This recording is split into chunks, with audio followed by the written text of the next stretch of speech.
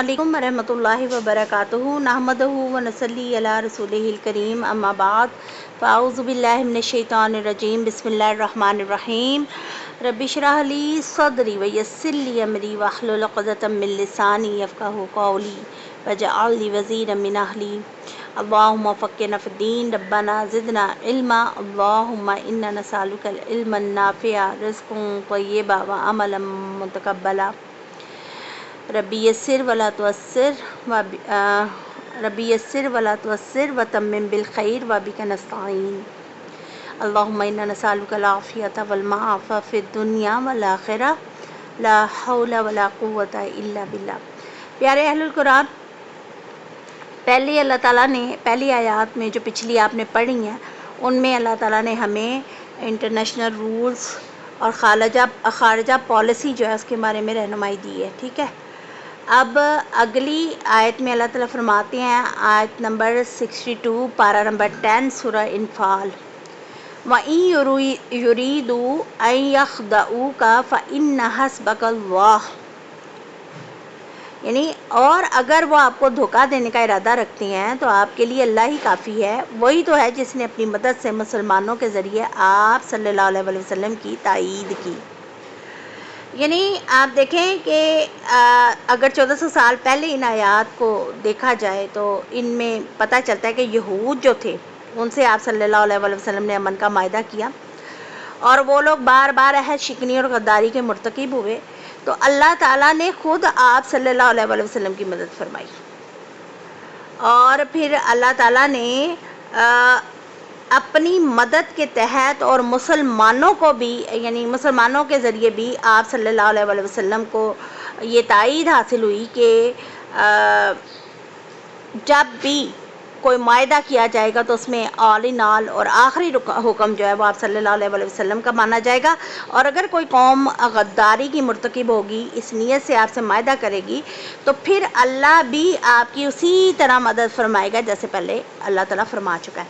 अच्छा, याद रखें ये चीज़ कि हर वो इंसान जो अल्लाह ताला के कवानीन पर चलता है, चलने की कोशिश करता है इस फितनों वाले मुआशरे में, और पूरी कोशिश करता है कि वो ओबीडेंट रहे अल्लाह ताला का, और जहाँ तक हो सके ईमान के साथ अमर बिल मारूफ और नहीं अनिल मुनकर जो है उसकी तबलीग करता रहे, तो यकीन माने कि अल्लाह ताला जो है उसके तवक्कल पर पूरा उतरता है और अल्लाह ताला उसकी मदद फरमाता है और उसकी तायीद के लिए अल्लाह ताला ऐसे ही बंदे खड़े फरमा देता है अपने बंदों में से, जो कि जैसा कि आपने देखा कि अल्लाह ने 1400 साल पहले आप सल्लल्लाहु अलैहि वसल्लम की तायीद की।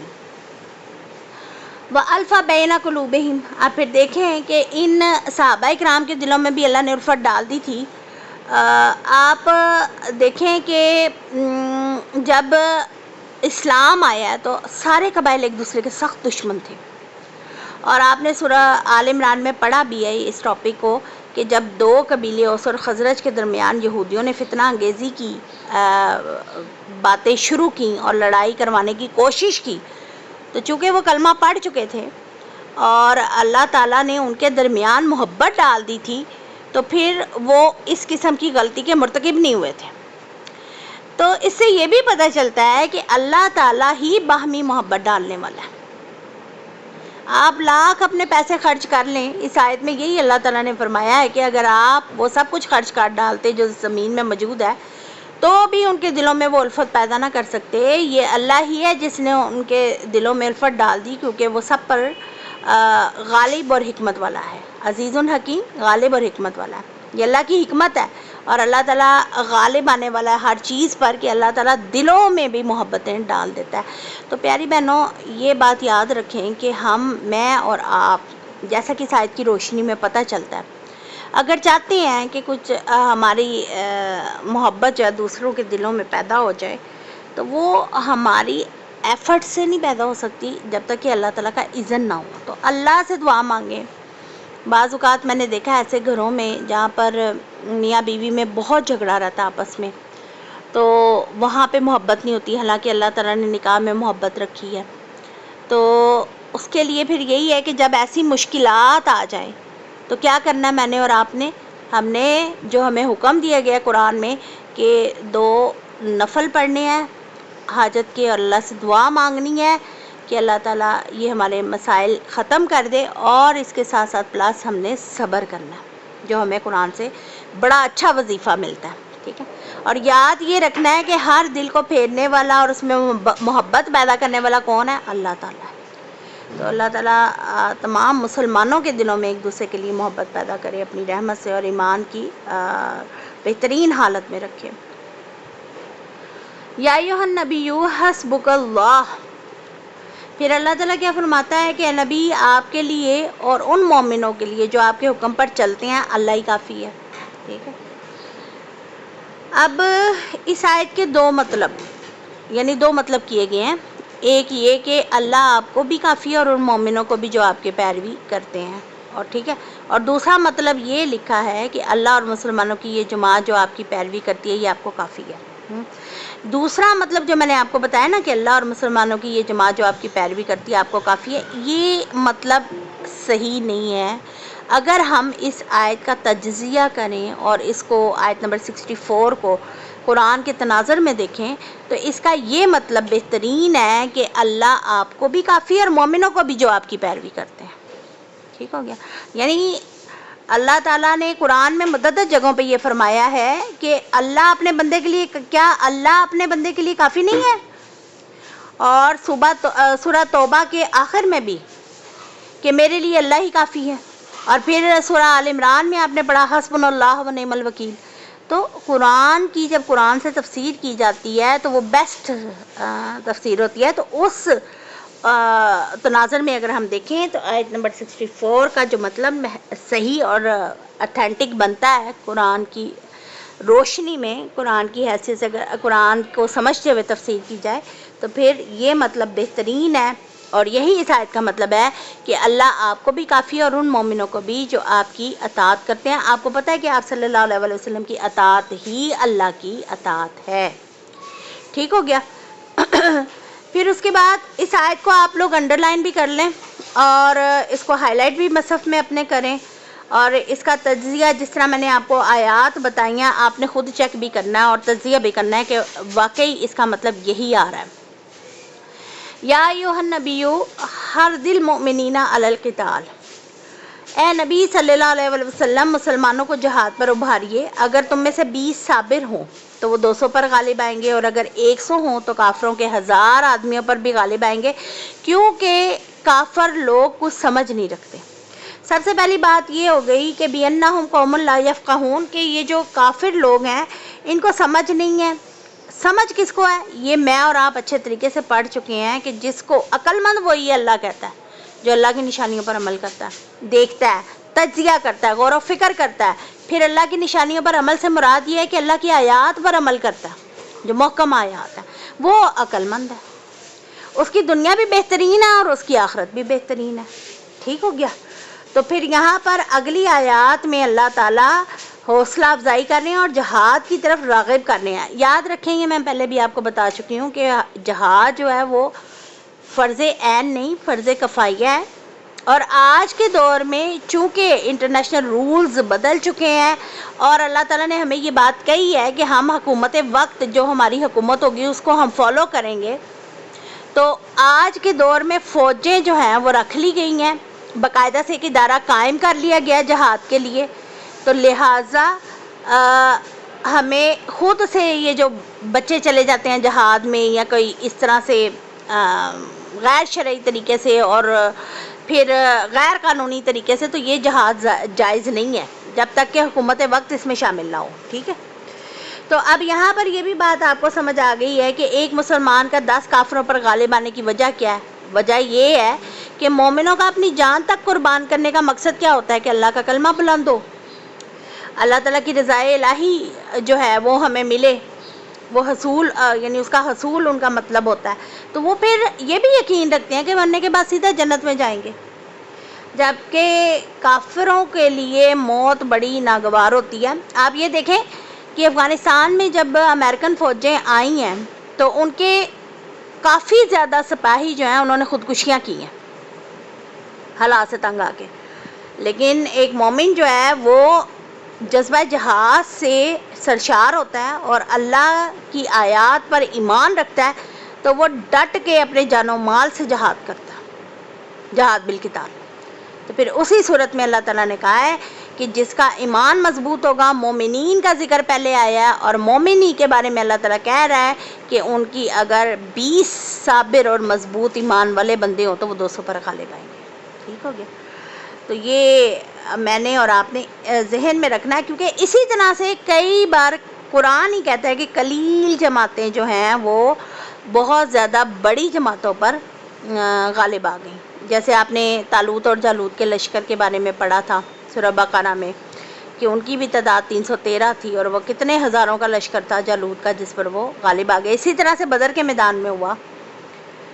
اللہ تعالیٰ آگے فرماتے ہیں آیت نمبر 66 میں، الآن خفف اللہ عنکم وعلم ان فیکم ضعفا، اب اللہ نے تم سے تخفیف کر دیا اور اسے معلوم ہوا کہ اب تم میں ضعف ہے، لہٰذا اگر تم میں سے 100 صبر کرنے والے ہوں تو وہ 200 پر غالب آئیں گے، اور اگر 1000 ہوں تو اللہ کے حکم سے 2000 پر غالب آئیں گے۔ اللہ صبر کرنے والوں کے ساتھ ہے۔ اگرچہ یہ آیت پہلی آیت کے ساتھ رکھی گئی ہے، مگر ان دونوں کے زمانہ نزول میں کافی مدت کا فرق ہے۔ انہیں صرف مضمون کی مناسبت سے اکٹھا رکھا گیا، اور یاد رکھیں کہ یہ ہم خود سے اکٹھا نہیں ہم نے رکھا، یہ آپ صلی اللہ علیہ وسلم نے اسی ترتیب سے لکھوایا ہے۔ ٹھیک ہے؟ تاہم یہ غزوہ حنین اور اس کے بعد کا زمانہ معلوم ہوتا ہے۔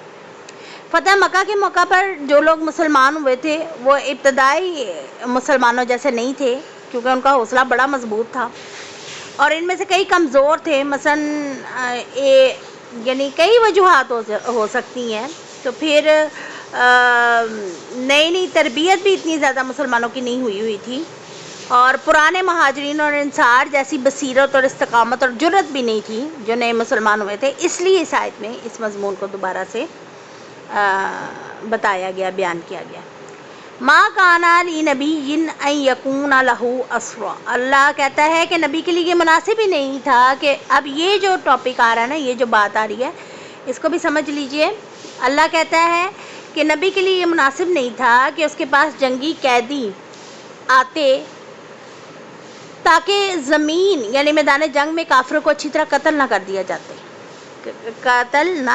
جاتا۔ اللہ کہتا ہے کہ تم دنیا کا مال چاہتے ہو جبکہ اللہ تمہارے لیے آخرت چاہتا ہے، واللہ عزیز حکیم، اور اللہ غالب اور حکمت والا ہے۔ اب یہ کیا بات ہو گئی؟ یہ بات اللہ تعالیٰ، یہ جو آیت ہے نا، اس کا جو شان نزول ہے وہ ذرا یہ 2 احادیث سے آپ کو یعنی سمجھ آئے گا کہ سیدنا عبداللہ بن عباس فرماتے ہیں کہ غزوہ بدر کے بعد جب قیدی جو تھے وہ قید کر لیے گئے تو آپ نے ابو بکر اور عمر رضی اللہ تعالیٰ عنہما سے پوچھا کہ تمہاری ان قیدیوں کے بارے میں کیا رائے ہے؟ ابو بکر رضی اللہ تعالیٰ عنہ نے عرض کی کہ اے اللہ کے نبی، یہ چچا کے بیٹے اور خاندان کے لوگ ہیں، میری رائے ہے کہ ان سے فدیہ لے لیا جائے تاکہ کفار کے مقابلے میں ہمیں قوت حاصل ہو، شاید اللہ انہیں اسلام کی ہدایت دے دے۔ پھر آپ صلی اللہ علیہ وآلہ وسلم نے عمر فاروق رضی اللہ تعالیٰ عنہ سے پوچھا، اے ابن خطاب تمہاری کیا رائے ہے؟ انہوں نے جواب دیا، اے اللہ کے رسول، میری رائے ابو بکر صدیق رضی اللہ تعالیٰ عنہ سے مختلف ہے۔ میری رائے یہ ہے کہ انہیں ہمارے حوالے کر دیجئے تاکہ ہم ان کی گردنیں اڑائیں۔ عقیل کو علی رضی اللہ تعالیٰ عنہ کے حوالے کیجئے کہ وہ اس کی گردن اڑا دے، اور میرے حوالے فلاں کو کیجئے تاکہ میں اس کی گردن اڑا دوں، اس لیے کہ یہ لوگ کفر کے ستون اور سرغنے ہیں۔ ٹھیک ہے؟ اچھا، اب سیدنا عمر رضی اللہ تعالیٰ عنہ کہتے ہیں کہ آپ صلی اللہ علیہ وآلہ وسلم جو تھے ابو بکر صدیق رضی اللہ تعالیٰ عنہ کی رائے کی طرف مائل ہوئے اور میری رائے کی طرف مائل نہ ہوئے۔ دوسرے دن میں صبح کیا دیکھتا ہوں کہ آپ صلی اللہ علیہ وآلہ وسلم اور ابو بکر صدیق رضی اللہ تعالیٰ عنہ بیٹھے رو رہے ہیں۔ میں نے کہا اللہ کے رسول مجھے بتائیے، آپ صلی اللہ علیہ وآلہ وسلم اور آپ صلی اللہ علیہ وآلہ وسلم کے دوست کس وجہ سے رو رہے ہیں تاکہ مجھے بھی رونا آئے، تو نہ رہوں تو کم از کم میں رونے والی شکل ہی بنا لوں۔ تو آپ صلی اللہ علیہ وآلہ وسلم نے فرمایا، میں اس وجہ سے رو رہا ہوں جو تمہارے ساتھیوں نے قیدیوں کو فدیہ لے کر چھوڑنے کے سلسلے میں مجھ سے بات کہی تھی نا، میرے سامنے ان کا عذاب پیش کیا گیا ہے جو اس درخت سے بھی زیادہ قریب تھا، چنانچہ اللہ تعالیٰ نے یہ آیات نازل فرمائی ہے۔ ٹھیک ہے؟ کہ ماں کانا، کہ نہیں تھا اللہ تعالیٰ کے آگے، اچھا یہ مسلم کی حدیث ہے جو میں نے آپ کو بیان کی ہے، ٹھیک ہے، یہ پہلی حدیث ہے جو میں نے آپ کو بتائی ہے۔ تو اللہ تعالیٰ آگے فرما رہا ہے، سیدنا عبداللہ بن مسعود کہتے ہیں کہ بدر کے دن جنگی قیدی رسول اللہ صلی اللہ علیہ وآلہ وسلم کے پاس لائے گئے۔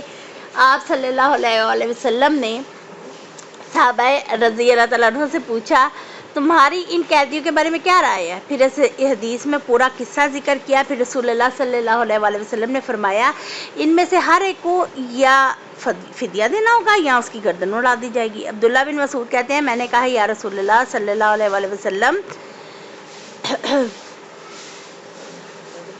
کہ اس یعنی بجز سہیل بن بیدہ کے، کیونکہ میں نے سنا ہے کہ وہ اسلام کا ذکر کرتا ہے۔ اس بات پر رسول اللہ صلی اللہ علیہ وآلہ وسلم چپ ہو رہے۔ مجھے اس دن بہت خوف لاحق ہو گیا کہ کہیں آسمان سے مجھ پر پتھر نہ برسے۔ میں اسی خوف میں مبتلا تھا کہ آپ صلی اللہ علیہ وآلہ وسلم نے فرمایا بجز سہیل بن بیدہ کے، اور قرآن میں سیدنا عمر رضی اللہ تعالیٰ عنہ کی رائے کے مطابق یہ آیات نازل ہوئی ہیں۔ ٹھیک ہو گیا۔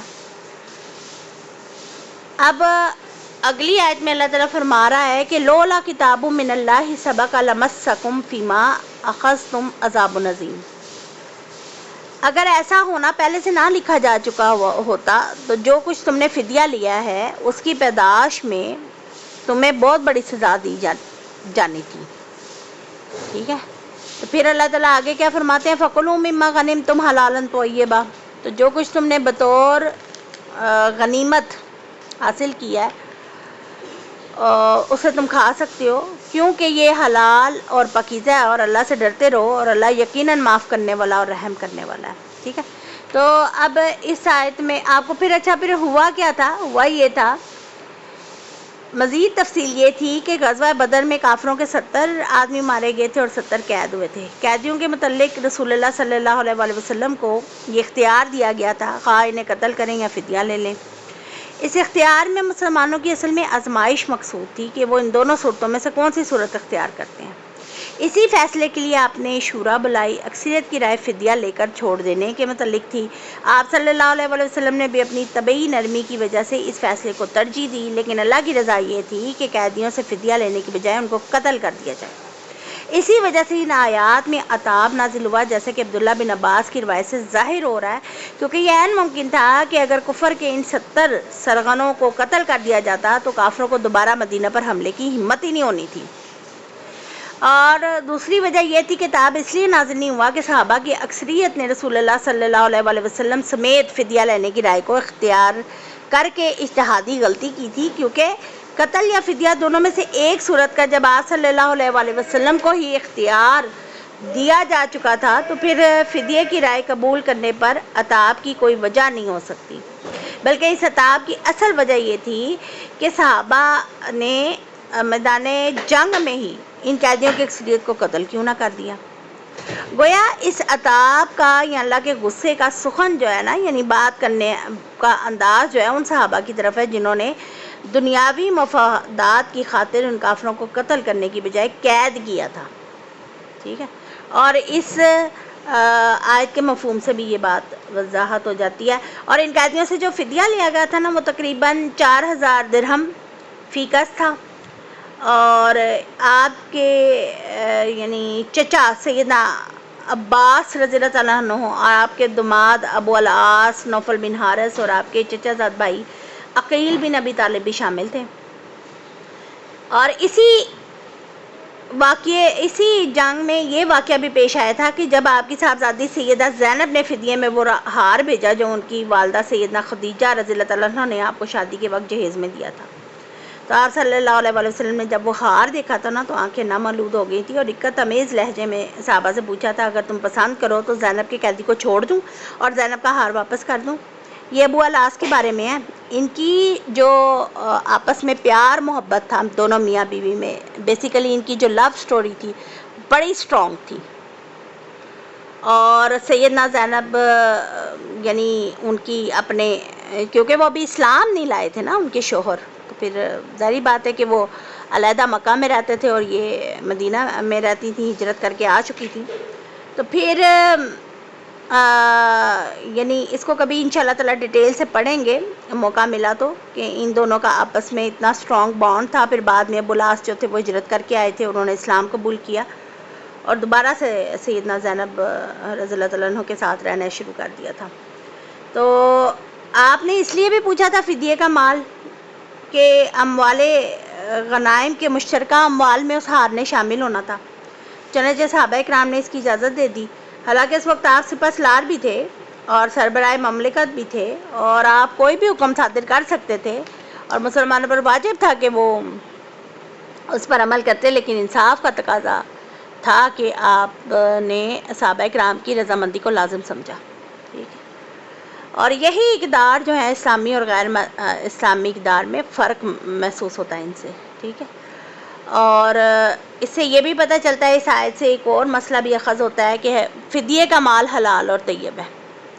جب قیدیوں کو بروقت میدان جنگ میں قتل نہ کر دینے اور گرفتار کر کے ان کے عوض فدیہ لینے کی بنا پر عتاب نازل ہوا تو صحابہ کرام کو شک پیدا ہو گیا کہ پتہ نہیں شاید یہ مال بھی حلال ہے کہ نہیں.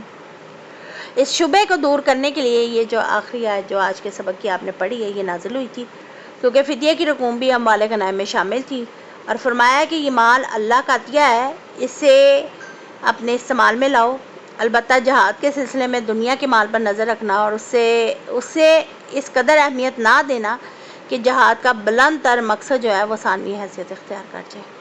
ٹھیک ہے پیارے سسٹرز، یہ آج کا لیسن. اللہ تعالیٰ مجھے اور آپ کو ایمان اور صحت کی بہترین حالتوں میں رکھے، اور اللہ تعالیٰ سب مسلمان بچوں کو بھی صحت اور تندرستی عطا فرمائے، بالخصوص جو ہمارے اسٹوڈنٹس ہیں ان کے بچوں کو بھی اللہ تعالیٰ صحت دے، تندرستی عطا فرمائے، تاکہ وہ یکسو ہو کر قرآن کی تعلیم حاصل کر سکیں اور بچے صحت یاب رہیں. اللہ تعالیٰ سب کے بچوں کو، اہل القرآن کے بچوں کو اللہ تعالیٰ کامل صحت عطا فرمائے، اور اللہ تعالیٰ ہم سب کو بھی ایمان اور صحت کی بہترین حالتوں میں رکھے.